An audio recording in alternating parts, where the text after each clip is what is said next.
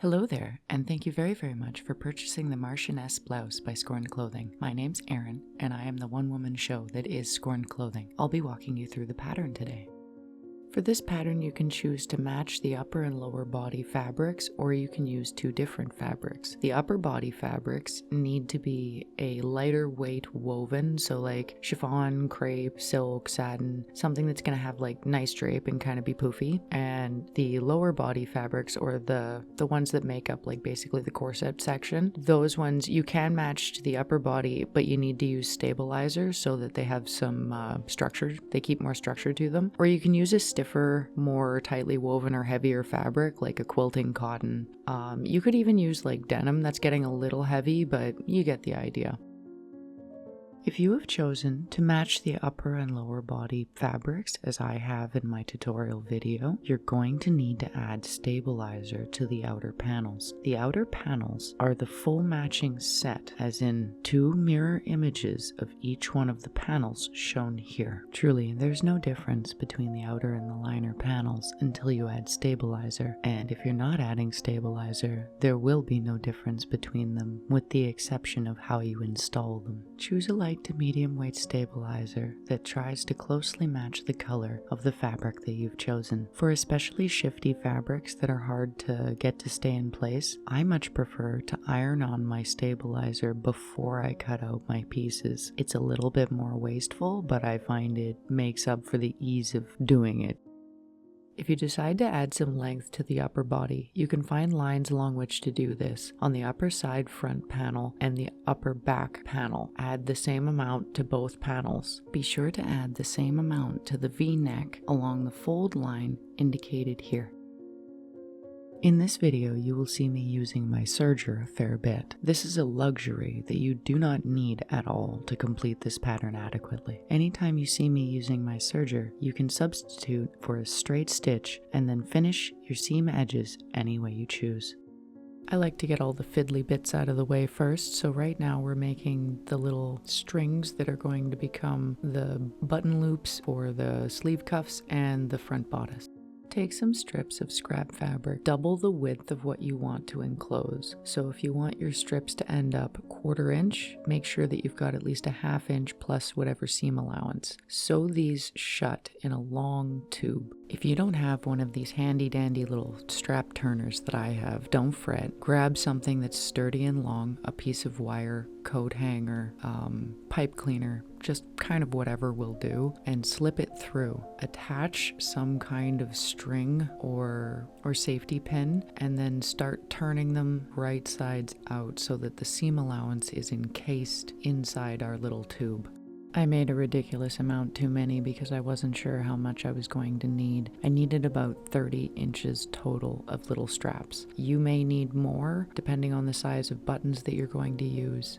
We're going to sew the two neck panels together now. Place them right sides together, and then of the two long sides of the rectangle, we're going to sew a straight stitch down the shorter of the two.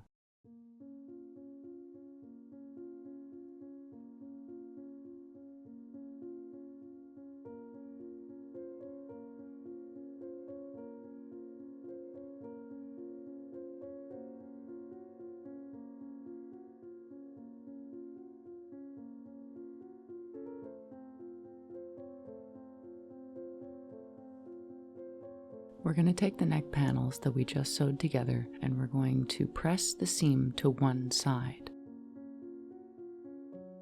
Then we're going to close it up, and along that same seam, we're going to press it down so that the seam is perfectly flat. Now pin or clip if you choose, and top stitch along the seam that we just pressed. If you have a serger, you can choose to serge the two short sides and the one long side of the rectangle at this point. If you don't, just continue along with your top stitching, staying within your seam allowance to close up all open sides.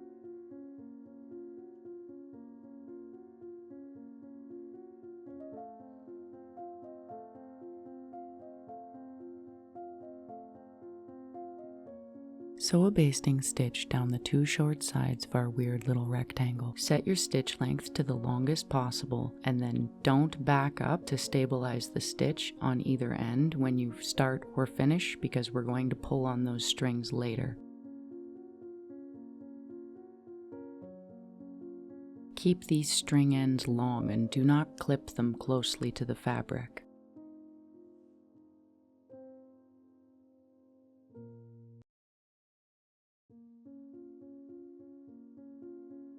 Moving on to the two sleeve panels, determine how far up you want to leave the sleeve bottom open. I decided to go with just a little bit bigger than the sleeve cuff width for ease of installment, and finish these edges either with a serger or with a zigzag stitch along inside the seam allowance.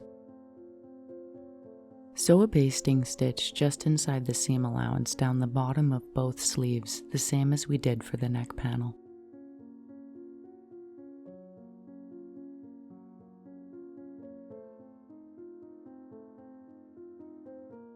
Now we're going to take our upper back panel and our two upper front side panels, and we're going to attach them at the shoulders, right sides facing together.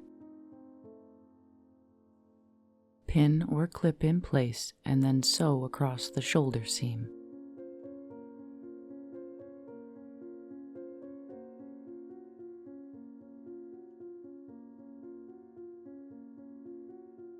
This is my favorite way to attach sleeves to the body. Open up the body so that you're looking at the wrong side. Both of the front and back sides should be visible, seam up. Lay the sleeve panel out flat next to the body already sewn. Pin or clip the top of the sleeve to the body.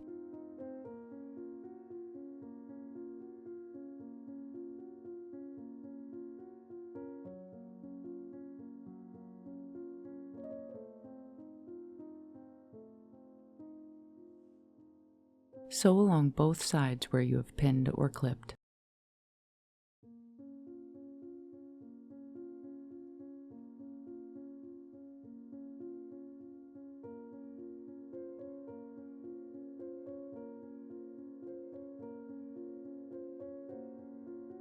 Now it's time to attach the neck. Lay out the body panels, wrong side facing up. The longer side of our two long sides of our weird little rectangle is the one that we're going to attach to the body. Pin or clip along this edge. Sew along the seam that you've just clipped or pinned.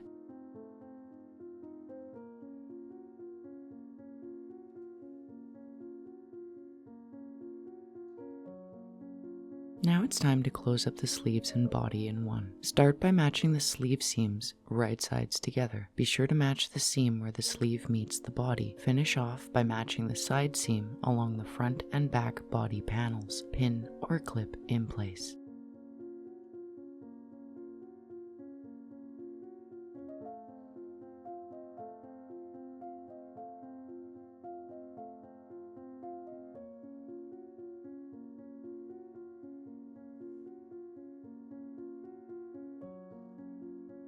Sew along where we've pinned or clipped, stopping where we finished the edges to remain open.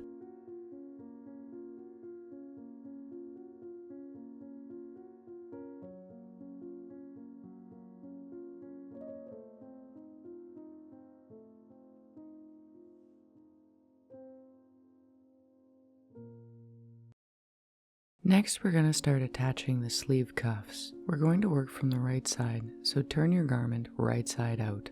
We're going to pull on the thread ends that we left previously from our gather stitch. Pick one thread to pull and slowly bunch up the fabric, making sure to compare it to the space that it's going to go in the sleeve cuff. We want the finished length to be just inside the seam allowance on the sleeve cuffs. Once you're happy with the length of your gathers and the space it's supposed to fit in the sleeve cuff, tie off the ends so that your length is not going to change, and then evenly space all of your little gathers within that space. Do this to both sides. Now we need to press down the seam allowance on the two liner panels for the sleeve cuffs.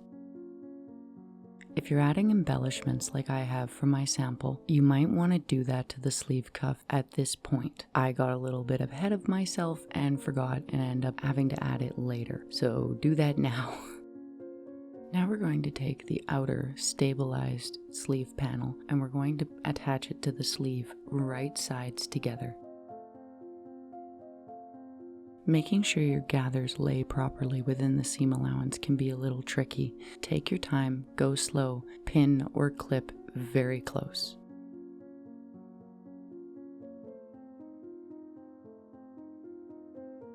Now sew along where you've pinned or clipped, attaching the gathered sleeve edge to the outer panel.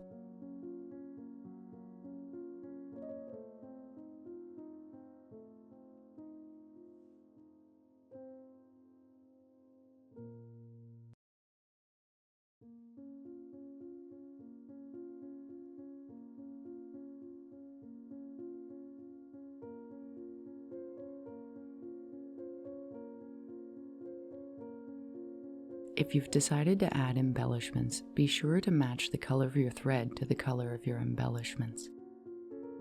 As you can see here, I chose a lovely black lace. What I'm doing is I'm making sure that the edge of it remains just outside my seam allowance.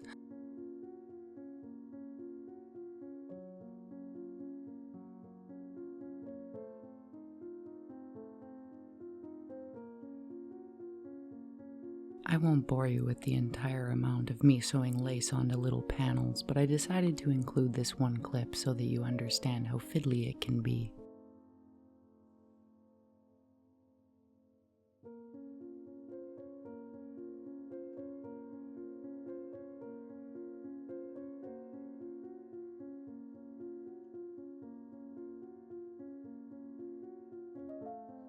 Before we sew our bottom pieces together, if you're adding embellishments, now is the time to do it.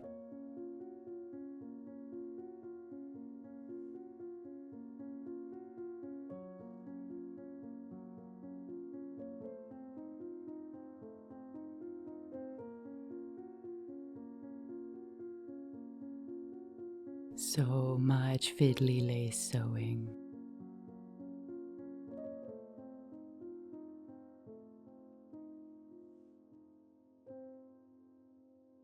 Now we're going to put together all of the liner panels for the corset portion of our top. I like to have them all laid out so that I don't get them mixed up.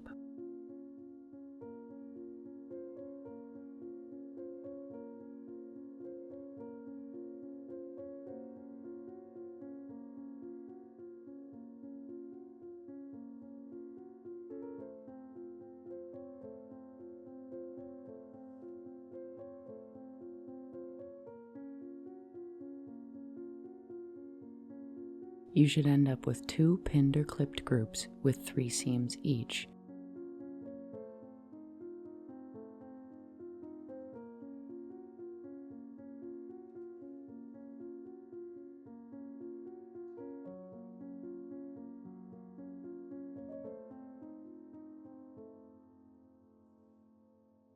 Now we're going to do the exact same thing we just did to the liner panels to the outer panels.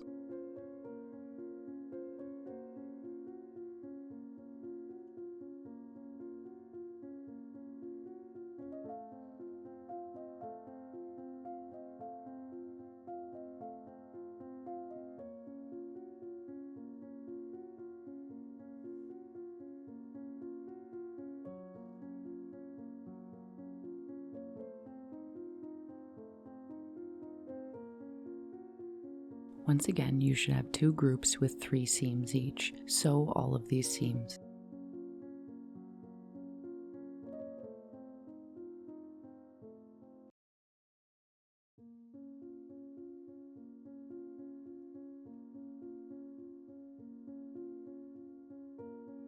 Now we've got to press all of these seams to one side. It doesn't really matter which side you choose. I recommend to reduce bulk that you press the seams on the liner panels the opposite direction as the ones you've chosen to, or the direction you've chosen to press them for the outer panels.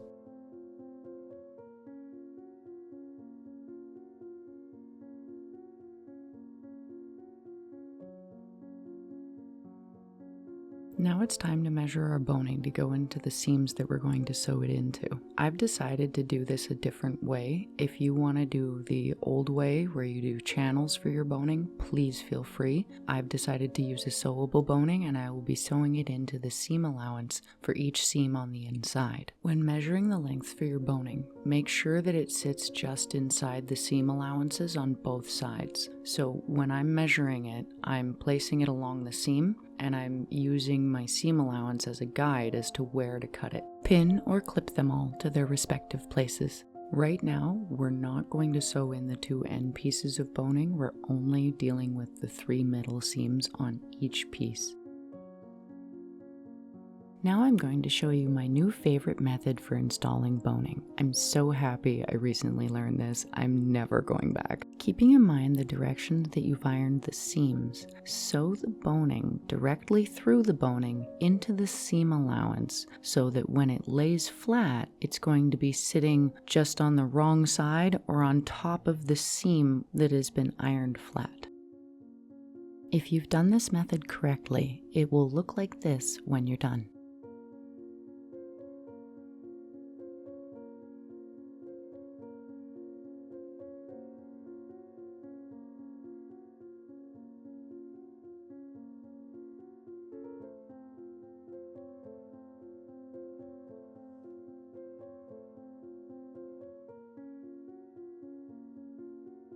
Now we're going to create and space all of our little loops that will go around the buttons. How many loops you need and the size of your loops is going to largely depend on the size and amount of buttons you have chosen for the front of your blouse.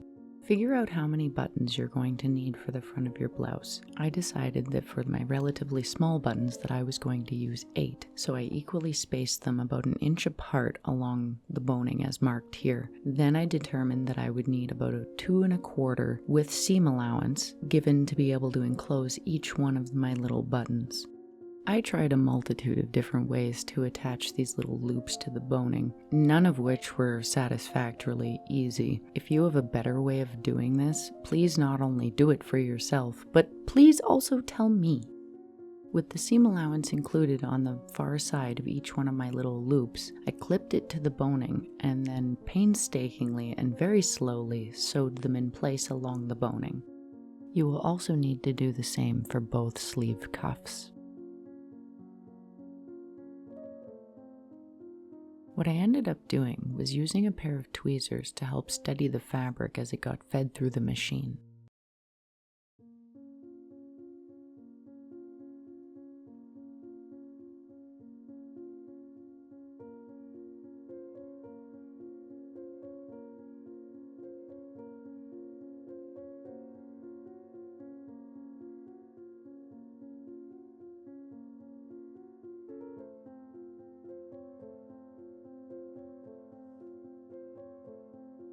Now it's time to close up the sleeve cuffs. First, we need to take our little strip with the button loops on it, and we need to make sure that we place the boning on the inside of the seam allowance with the little loops facing in towards the body of the cuff. Then we're going to take our liner panel facing right sides together over the outer panel with the pressed seam edge toward the sleeve body so that the little pressed edge can be seen from the wrong side. Be sure to mirror the placement of your little button loops across the sleeves so that they're mirror opposites when worn. Now sew along where you've clipped or pinned along the 3 sides except where the cuff meets the body. Don't sew that yet.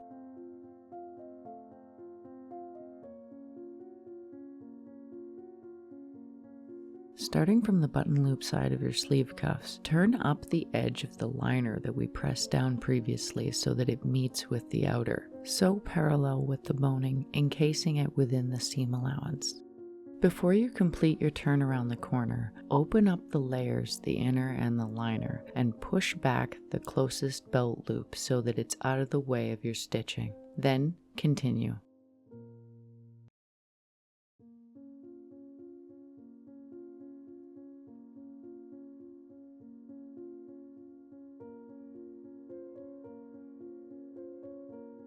Now we're going to clip all the corners and turn the cuffs right side out.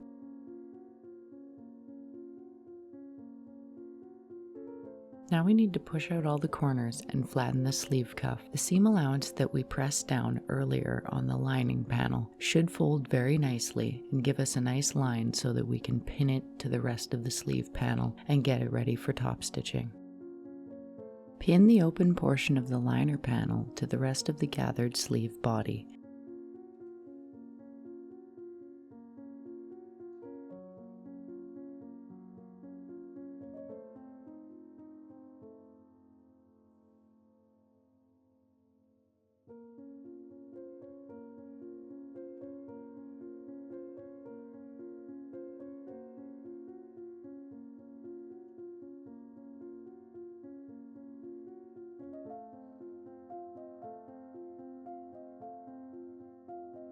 Now we're going to top stitch around the entire perimeter of each sleeve cuff, but we're going to do it from the right side.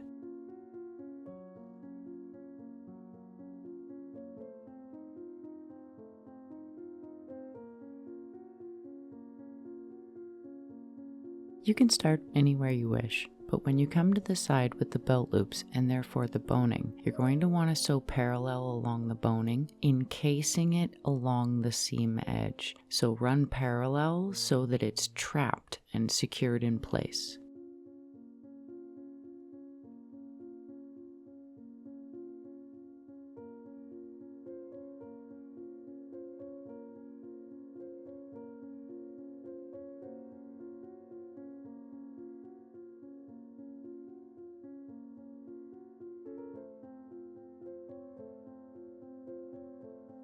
Now it's time to attach the upper body to the lower body panels. Start by opening up the upper body so that it's right side up.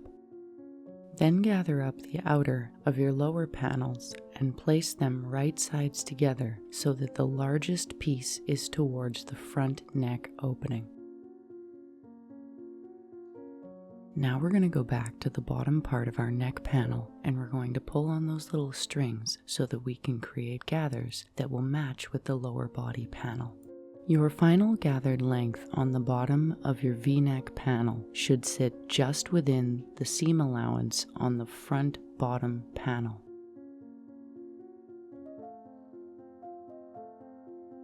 You can start by matching the seams between the front two panels on the lower body and the front two panels being the neck panel and the front side panel on the upper body. We want these two seams to meet perfectly.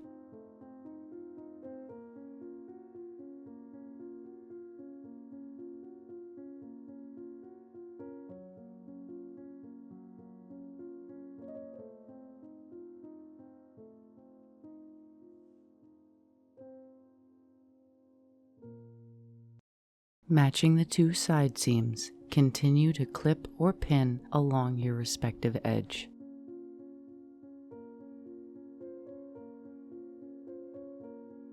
The center back panel on the lower body should overlap the longer portion of the back panel on the upper body, roughly halfway. Repeat this process for the other side.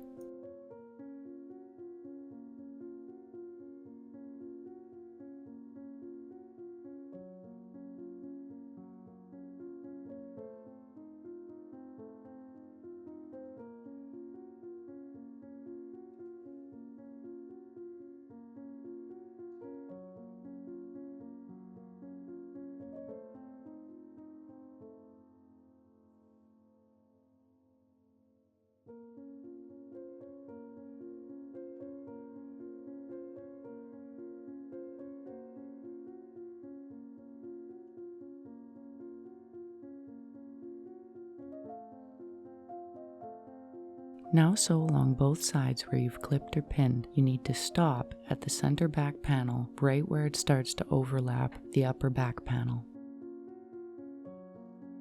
We're going to take our sewn together liner pieces and we're going to press the seam allowance along the top of all the panels towards the inside.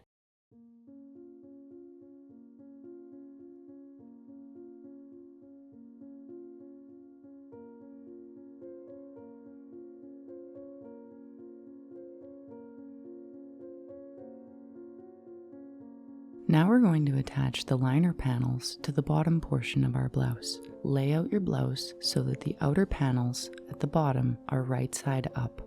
Then take your two groups of liner panels and lay them right sides together over the outer portions.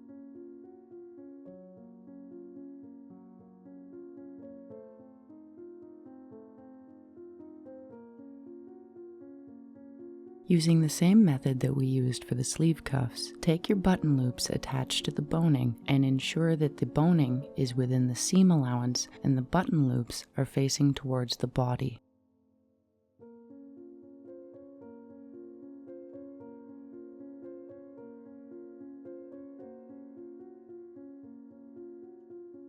The only piece of boning that should be included in our sewing is the one that has the button loops on it. Disregard the other three, being the two center back and the one front.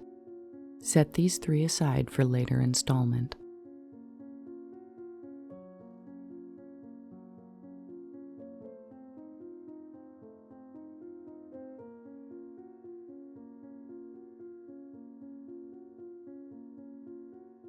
Now sew along where we've clipped or pinned, leaving open only the portion where the upper body meets with the lower body. Do this to both sides.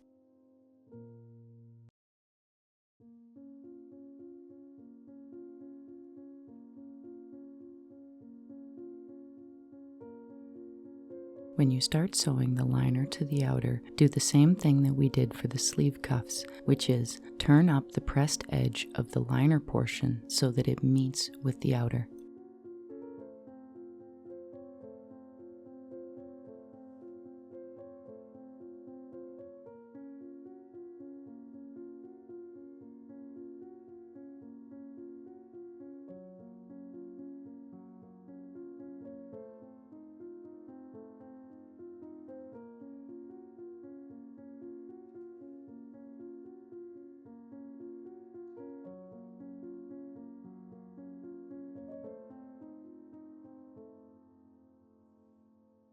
When you come to the side with the button loops, do the same thing we did for the sleeve cuffs. Encase the boning inside the seam allowance, but allow the button loops to poke through.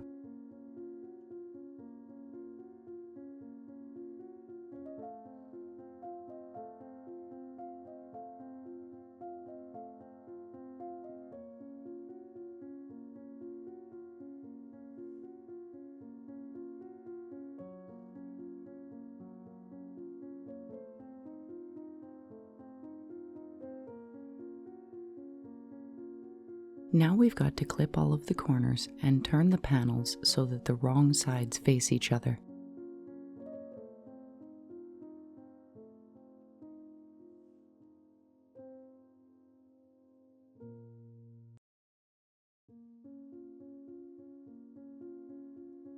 Now we're going to take the pieces of boning that we had set aside previously and put them in their respective spots. Take your boning and place it in between the liner and outer panels along the seam allowance to both sides. Pin or clip so that your boning is as close as possible to the outer edge.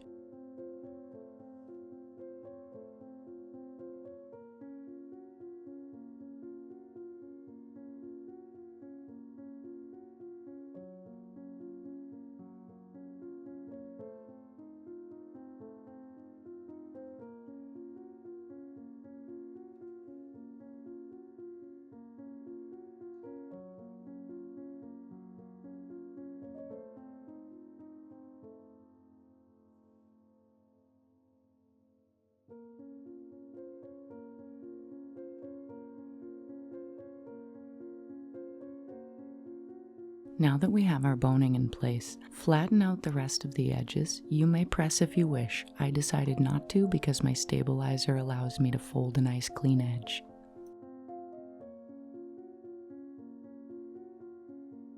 It's time to pin the rest of the liner in place. Your previously pressed edge should make this relatively easy. Make sure that it's folded under towards the wrong side and then pin along the seam allowance between the upper and lower body panels.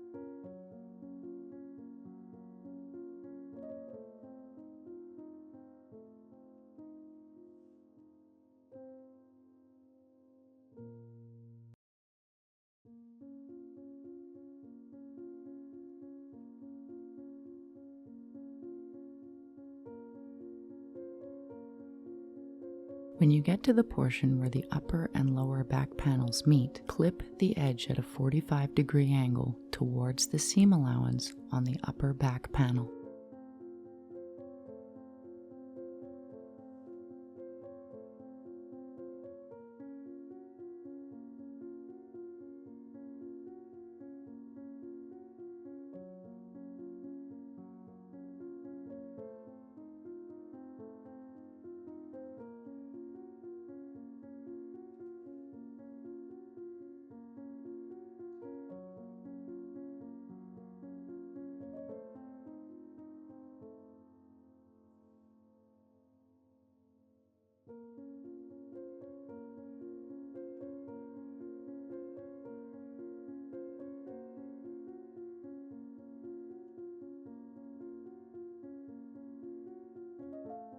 Now we're going to top stitch around the entirety of both bottom sections, enclosing the liner and outer panels. Do this from the right side.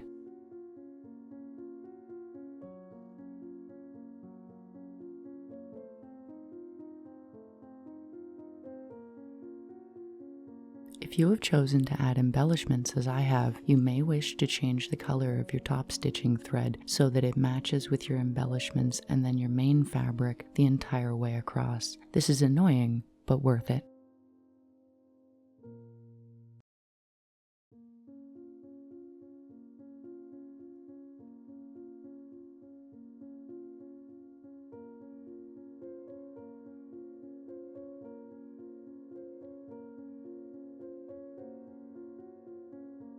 When you come to the sections with boning, sew parallel just to the inside of the boning, encasing it along the seam edge.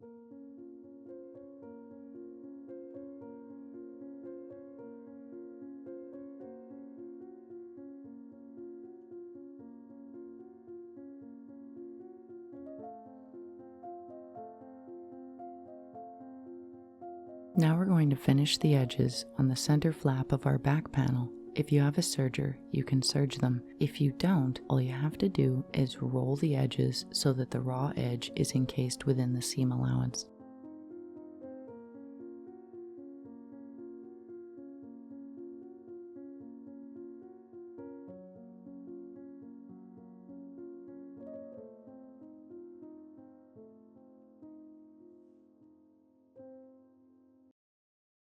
Now it's time to add our grommets. Everybody's going to be a little bit different on this one depending upon the size of grommets you've used. I decided to show you how I placed mine here. Do whatever you wish for yours.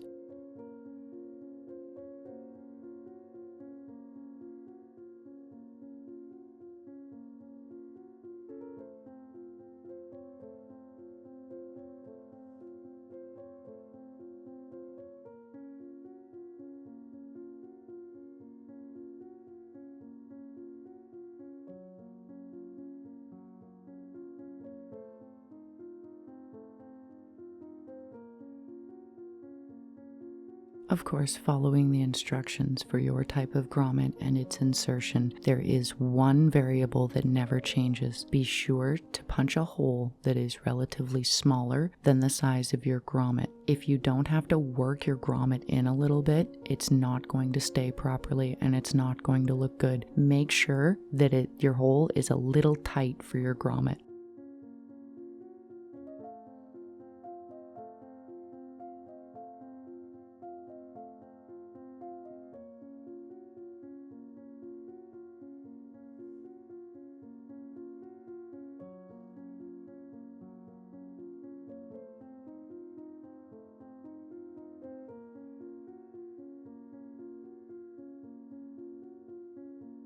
Now it's time to sew down the flap in the back. Start by hemming the bottom of the flap so that it matches with the length of the bottom in the rest of the garment.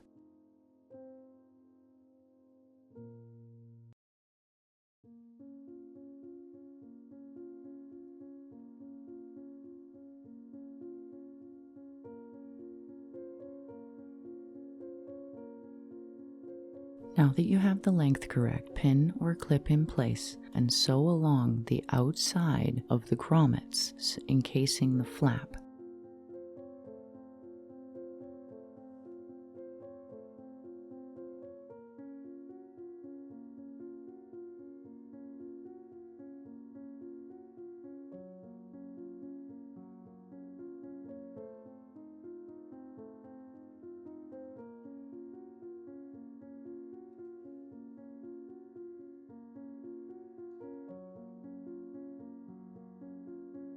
Ooh, this is exciting. We're so close to done. All that's left to do is to add your buttons so that they correspond with your button loops. I will try to not bore you with this bit, but I felt it necessary to include at least a little bit of how I did it.